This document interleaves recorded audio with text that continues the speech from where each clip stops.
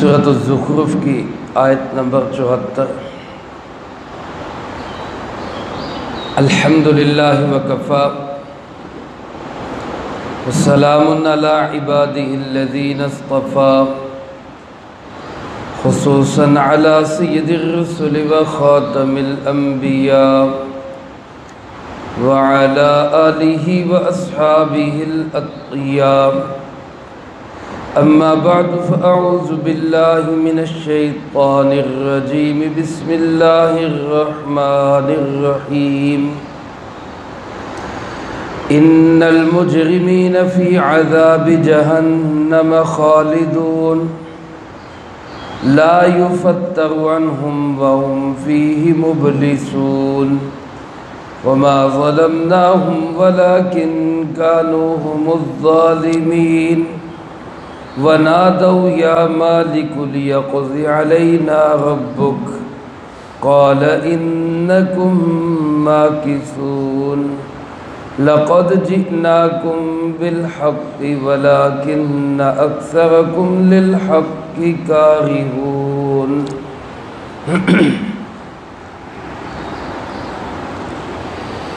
ان آیات مبارکہ میں اللہ رب العالمین نے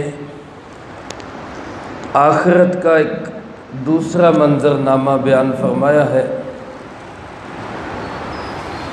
یہ جہنم کی کچھ سزاؤں کا ذکر ہے، جیسا کہ اس سے پہلی آیات میں اللہ رب العالمین نے آخرت کے مناظر میں سے جنت اور اس کی بہاروں کو بیان فرمایا تھا۔ میرے محترم دوستو، انسان کی طبیعت، مزاج اور فطرت ہوتی ہے کہ کچھ انسان کسی لالچ میں کام کر جاتے ہیں، کچھ انسان کسی ڈر سے کام کر جاتے ہیں۔ بچوں کو جب ہم پڑھاتے ہیں تو استاد بچوں کی نفسیات کو سمجھتا ہے۔ کسی بچے کو انعام کا لالچ دیتے ہیں تو وہ سبق سنا دیتا ہے، کسی بچے کو ذرا ڈانٹ ڈپٹ یا مار پیٹ کا ڈراوا دیتے ہیں تو وہ سبق یاد کر لیتا ہے۔ رب العالمین اسی فطرت انسانی کے مطابق قرآن کریم میں کبھی جنت کی بہاروں کو کھولتے ہیں تو کبھی جہنم کی سزاؤں کو سامنے رکھتے ہیں کہ کسی طریقے انسان کامیاب ہو جائے۔ اندازہ کریں اللہ رب العالمین کی کتنی بڑی شفقتیں ہیں، مہربانیاں ہیں، رحمتیں ہیں کہ سینکڑوں نہیں ہزاروں سال کے بعد جو واقعات پیش آنے ہیں، اللہ پاک نے وہ پہلے ہی ہمیں آگاہ کر دیا، ہمیں ان سے پہلے ہی متنبع کر دی۔ انہیں نہ تو ابھی جنت کسی نے دیکھی ہے، نہ کسی نے جہنم دیکھی ہے۔ ہمارے پیارے آقا جناب نبی پاک صلی اللہ علیہ وسلم آپ تشریف لے گئے معراج کے موقع پہ، آپ نے ہمیں آگاہی کی، اللہ رب العالمین نے ہمیں بتلایا۔ اب یہ ہمارا کام ہے کہ ہم جنت کی بہاروں کے شوق میں یا جہنم کے خوفناک مناظر کے خوف سے کسی بھی طرح سے اپنی منمانی چھوڑ کر رب کی مرضی پہ زندگی گزارنے والے بن جائیں۔ اللہ پاک ارشاد فرماتے ان المجرمین، بے شک جو مجرم لوگ ہیں، فی جہنم فی عذاب جہنم خالدون، یہ جہنم کے عذاب میں ہمیشہ ہمیشہ رہیں گے۔ میرے محترم دوستو، یاد رکھیں یہاں مجرم سے مراد وہ مجرم نہیں جو ایمان کی حالت میں دنیا سے چلا گیا۔ جو ایمان کی حالت میں دنیا سے گیا بے شک وہ گناہگار ہے، بے شک وہ قصوروار ہے، بے شک اس نے کتنی خطائیں غلطیاں کی ہیں، لیکن وہ جہنم میں ہمیشہ نہیں رہے گا۔ ایمان کے ساتھ جہنم کا خلود نہیں ہے، دخول ہے۔ بعض ایمان والے ایسے ہوں گے اللہ پاک کی رحمت سے جن کی بخشش نہیں ہو سکے گی، انبیاء علیہ السلام کی سفارش سے بخشش نہیں ہو سکے گی، کوئی اور سفارشی نہیں ملے گا، تو صفائی کے لیے، گناہوں کی آلودگی اور گندگی کو دور کرنے کے لیے کچھ وقت ان کو جہنم میں رکھا جائے گا۔ لیکن یہ کچھ وقت پتہ نہیں کتنا ہوگا، اللہ ہم سب کی اس سے حفاظت فرمائے۔ لیکن بہرحال جو ایمان کی حالت میں دنیا سے گیا ہے وہ ایک نہ ایک دن جہنم سے نکال کے جنت میں داخل کر دیا جائے گا، یہ پکی بات ہے۔ اس کا ایمان اس کو جنت میں لے جائے گا، وہ ہمیشہ جہنم میں نہیں رہے گا۔ اس کے برخلاف ایسا مجرم کہ جس کی موت ہی حالت کفر میں آئی، جس کی موت ہی حالت شرک میں آئی، تو یہ شخص کبھی بھی جہنم سے نجات نہیں پا سکے گا۔ میرے محترم دوستو، کوشش بھی کرنی چاہیے، اللہ سے مانگنا بھی چاہیے، اللہ کرے ہماری موت ایمان کی حالت میں آ جائے۔ اس کے لیے بڑا آسان عمل ہے کہ جو بندہ ہر نماز مسواک کر کے پڑھتا ہے، ہر نماز وضو کے وقت مسواک کرتا ہے، فرمایا کہ اس کا سب سے بڑا فائدہ یہ ہے کہ مرتے وقت اس شخص کی زبان پہ کلمہ ایمان جاری ہو جائے گا۔ کتنی بڑی خوش نصیبی، اور جس کے متعلق فرمایا من کان آخر کلامہ لا الہ الا اللہ دخل الجنہ، جس کا آخری بول وہ لا الہ الا اللہ ہو گیا، یہ سمجھو جنت میں چلا گیا۔ اللہ ہم سب کو نصیب فرمائے۔ اور ایک اس کا جو ہے اس کی پرہیز بھی ہے، ایک اس کی پرہیز بھی ہے۔ حضرت شیخ الہند مولانا محمود حسن رحمۃ اللہ علیہ نے، اور حضرت مولانا رشید احمد گنگوہی رحمۃ اللہ علیہ نے، اور دیگر ہمارے اکابر نے لکھا ہے کہ جو شخص علماء سے نفرت کرتا ہے، علم کی وجہ سے علماء سے نفرت کرتا ہے، فرمایا کہ قبر میں اس کا چہرہ قبلے سے پھیر دیا جاتا ہے، یعنی یہ شخص حالت ایمان میں دنیا سے نہیں جائے گا۔ تو میرے محترم دوستو، اس سے ہم پرہیز کریں، مسواک کی پابندی کریں، علماء کی نفرت سے بچیں۔ عالم چاہے کسی بھی طرح کا ہے، جس کے نام کے ساتھ عالم کا لفظ ہے، علم کا نسبت اس کو حاصل ہے، اس علم کی نسبت والے کا ہمیں احترام کرنا چاہیے۔ اللہ ہم سب کو اس کی قدر نصیب فرمائے۔ تو جو مجرم بے ایمانی کی حالت میں، جو مجرم کفر کی حالت میں، جو مجرم شرک کی حالت میں دنیا سے چلا گیا، اللہ فرماتے فی عذاب جہنم خالدون، یہ جہنم کے عذاب میں ہمیشہ ہمیشہ رہے گا۔ لا یفتر عنہ، کبھی جہنم کا عذاب اس سے کم بھی نہیں کیا جائے گا، ہلکا بھی نہیں کیا جائے گا۔ قرآن کریم میں دوسری جگہ مجرم لوگ، یہ جہنمی لوگ خود جہنم کے اندر کہیں گے کہ اے مالک اپنے رب سے کہہ کہ یخفف عنا یوما من العذاب، عذاب کچھ ختم تو نہیں کرنا، چلو کچھ کم ہی کر دے، کسی دن عذاب میں کوئی کمی ہو جائے۔ آخر دنیا میں بھی تو ایک دن اتوار کا آتا تھا، دنیا میں بھی تو چھٹی ہو جایا کرتی تھی، دنیا میں بھی تو کبھی ہاف ڈے ہو جاتا تھا، کبھی بریک ہو جاتی تھی۔ تو یہاں بھی اللہ سے کہے کہ ختم نہیں کرنا تو ہلکا ہی کر دو۔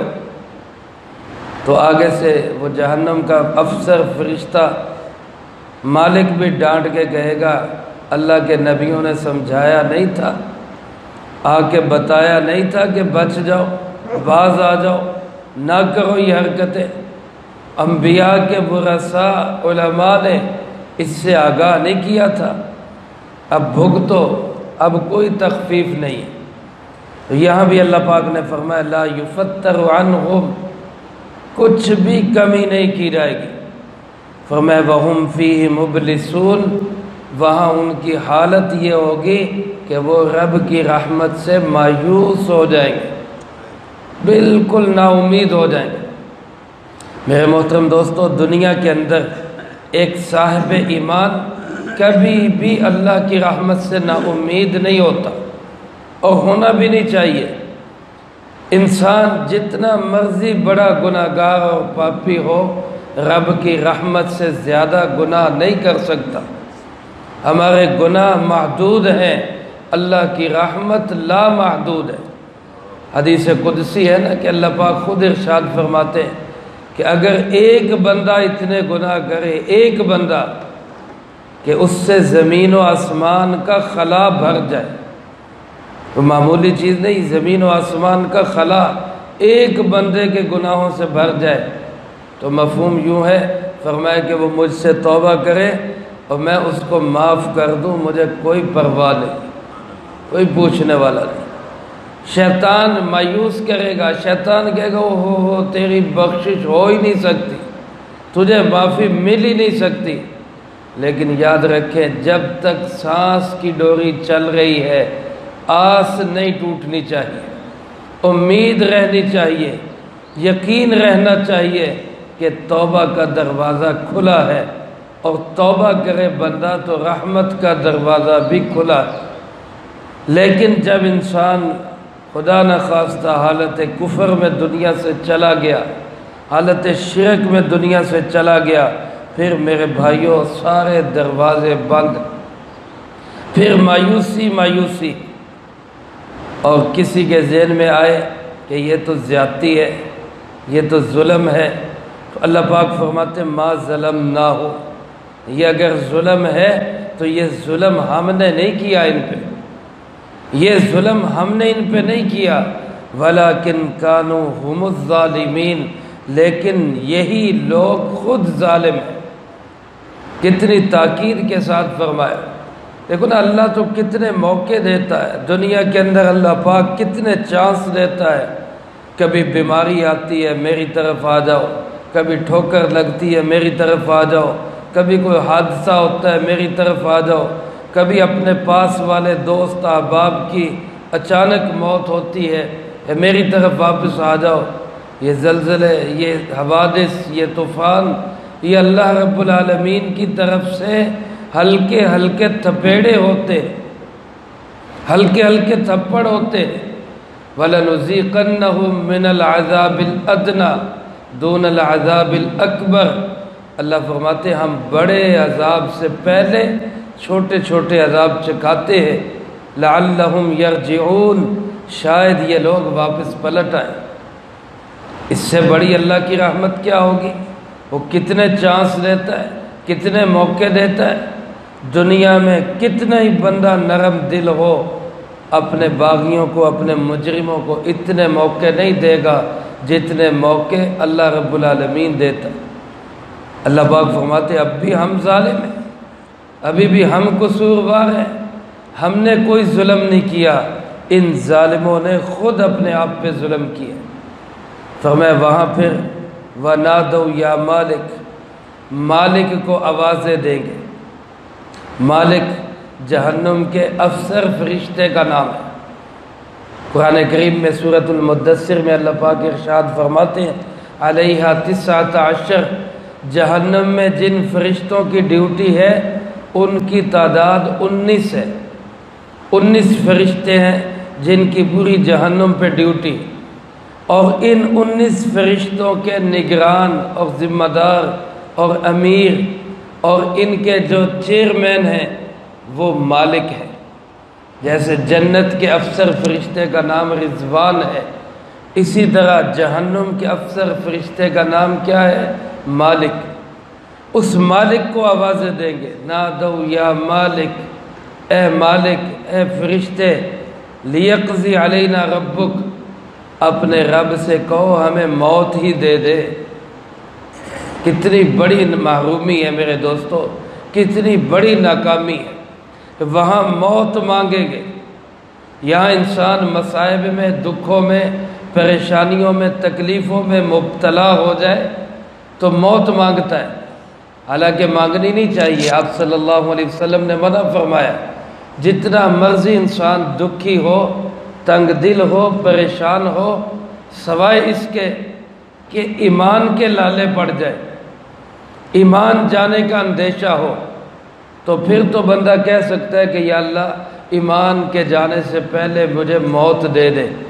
ورنہ دنیاوی مصائب میں، دکھوں میں، تکلیفوں میں، بیماریوں میں، ٹینشنز میں انسان موت کی تمنا کرے، اس سے منع کیا گیا، لیکن پھر بھی بعض لوگ کر لیتے ہیں۔ اور کسی نے کہا نا کہ اب تو گھبرا کے کہتے ہیں کہ مر جائیں گے، مر کے بھی نہ چین پایا تو کدھر جائیں گے، اور وہاں بھی نہ چین ملا، وہاں بھی خدا نہ خواستہ جہنم کے فیصلے ہو گئے، تو پھر کہاں جاؤ گے؟ پھر تو موت بھی کوئی نہیں آ رہی، موت بھی ذبح ہو چکی ہوگی، موت کو بھی موت آ چکی ہوگی۔ پھر اللہ سے، مالک سے دعائیاں دیں گے، اپنے رب سے کہو کہ ہمیں موت ہی دے دے، ہماری جان تو چھوٹ جائے۔ بعض جگہ لکھا ہے علماء نے کہ اللہ کو پکارنا شروع کریں گے، مالک کو پکاریں گے، 1000 سال بیت جائے گا، 1000 سال کوئی سنوائی نہیں۔ 1000 سال کے بعد جواب کیا آئے گا؟ انکم ماکثون، پڑے رہو اسی جہنم کے اندر، اسی جہنم میں سڑتے رہو، کوئی تمہاری نجات کا راستہ نہیں۔ اور قرآن کریم میں دوسری جگہ فرمایا کہ اللہ پاک کو پکاریں گے، پھر 1000 سال اللہ کو پکاریں گے، کوئی سنوائی نہیں۔ اللہ کو دعائیاں دیں گے، یا اللہ ایک دفعہ معاف کر دے، ربنا ابصرنا وسمعنا فرجعنا نعمل صالحا انا موقنون، ایک دفعہ موقع دے دے، ہم نیک اعمال کریں گے۔ اللہ کی طرف سے بھی 1000 سال کے بعد جواب کیا آئے گا؟ اخسئوا فیہا ولا تکلمون، اسی جہنم میں ذلیل ہو کے پڑے رہو، مجھ سے بات مت کرو۔ کتنی ناراضگی، کتنا غصہ اللہ پاک کا۔ ماں سے زیادہ شفیق اللہ، ماں سے زیادہ مہربان و محبت کرنے والا اللہ، یہاں بندہ بھولے سے کہہ دے یا اللہ، اللہ پڑھ کے کہتا ہے لبیک یا عبدی، ہاں میرے بندے۔ ماں سے بھی زیادہ شفقتوں کے ساتھ اللہ بندے کو جواب دیتا ہے، لیکن ان پہ اللہ کتنا ناراض ہے۔ ہزاروں سال پکاریں گے، اللہ کی طرف سے جواب کیا آئے گا؟ اخسئوا فیہا، ذلیل ہو کے پڑے رہو، مجھ سے بات مت کر۔ میرے محترم دوستو، اللہ پاک پھر فرمائیں گے یا مالک کہیں گے لقد جئناکم بالحق، یقیناً ہم تمہارے پاس حق لے کے آئے تھے، سچائی لے کے آئے تھے، صداقت لے کے آئے تھے، وَلَكِنَّ أَكْثَرَكُمْ لِلْحَقِّ كَارِهُونَ، لیکن تم میں سے جو اکثر تھے وہ حق کو ناپسند کرتے تھے، حق سے نفرت کرتے تھے۔ اکثریت کی صورتحال یہ تھی۔ آج بھی میرے محترم دوستو، حق و باطل گڈمڈ ہوئے پڑے، بندہ پریشان ہو جاتا ہے، یار ہم کیا کریں، ہمیں سمجھ نہیں آتی حق کیا ہے، باطل کیا ہے۔ اللہ کے محبوب صلی اللہ علیہ وسلم نے ہمیں ایک دعا سکھائی، یہ دعا کیا کرو، اللہم ارنا الحق حقا، اے اللہ مجھے حق کا حق ہونا سمجھا دے، حق کا حق ہونا سمجھا دے، وارزقنا اتباعہ، اور اے اللہ مجھے اس کی پیروی کی بھی توفیق نصیب فرما دے، وارنا الباطل باطلا، اور اے اللہ مجھے باطل کا باطل ہونا سمجھا دے، وارزقنا اجتنابہ، اور اے اللہ پھر اس سے بچنے کی بھی توفیق عطا فرما دے۔ تو دنیا میں فرمایا ہمارا حق تمہارے پاس آیا، تم نفرت کرتے رہے، قرآن کی آیتیں آئی تم نے ٹھکرا دی، اللہ کے محبوب کی سنتیں تمہارے سامنے آئی، تم نے رسم و رواج کو گلے سے لگایا، تمہارے سامنے انبیاء علیہ السلام تشریف لائے، تم نے ان کو اذیتیں دی، توہین کی۔ انبیاء کے ورثاء، علماء، مبلغین، وہ تمہیں آ کے سمجھاتے رہے، تمہارے کان پہ جوں تک نہ رینگی، تم حق سے نفرت کرتے رہے، اب ہم تمہارے کیا کام آ سکتے ہیں؟ اب ہم تمہارے لیے کیا کر سکتے ہیں؟ تو میرے محترم دوستو، اس ناکامی سے بچنے کا راستہ وہ صرف اور صرف ایک ہی راستہ ہے، وہ جناب محمد کریم صلی اللہ علیہ وسلم کی زندگی۔ اپنی مرضی چھوڑنی ہے، رب کی مرضی پہ چلنا ہے، یہی راستہ ہے، اس کے سوا دوسرا کوئی راستہ نہیں۔ اللہ مجھے آپ کو سب کو اس راستے کو اختیار کرنے کی توفیق نصیب فرمائے، ہم اللہ کی مرضی پہ زندگی گزاریں، سنت و شریعت کی زندگی بنائیں، رسم و رواج، من چاہی اور اپنی پسند کی زندگی کو ہم چھوڑ دیں۔ اللہ مجھے آپ کو سب کو اس کی توفیق نصیب فرمائے، جو کہا سنا اس کو زندگی میں لا کے دوسروں تک پہنچانے کی توفیق عطا فرمائے۔ اللہم انت السلام و منک السلام، تبارکت ربنا و تعالیت یا ذی الجلال۔